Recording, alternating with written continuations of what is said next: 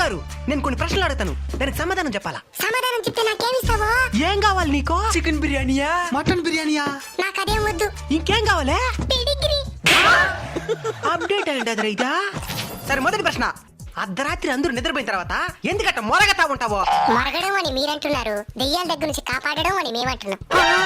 నీకు దెయ్యాలు కూడా కనపడతాయా? మీలాంటి ప్రేతాత్మలే కనపడతాయే, ఇంక దెయ్యాలు కనపడవా? సరే రెండో ప్రశ్న, బైక్ లో స్పీడ్ గా పోతుంటే ఎందుకు వెంటబడి కోరికేదానికి వస్తారో? అతివేగం అత్యంత ప్రమాదకరం, దాన్ని చెప్పడానికి వెంట పడతాం. ఎట్టయితే ఏమే, మేము ఉంటామనే భయంతోనైనా మీరు నిదానంగా వస్తున్నారు, అదే మాకు సంతోషం. సరే మూడో ప్రశ్న, మీ కుక్కలందరూ సమానమే కదా, మరి ఎందుకు ఎప్పుడు చూసినా గొడవలు వేసుకుంటా ఉంటారో? మీ దగ్గర నేర్చుకునిందే. మా దగ్గర నుంచా? మీ మనుషులందరూ సమానమే కదా, మరి మీరెందుకు కులమతాల పేరుతో కొట్లాడుకుంటూ వస్తా ఉంటారు?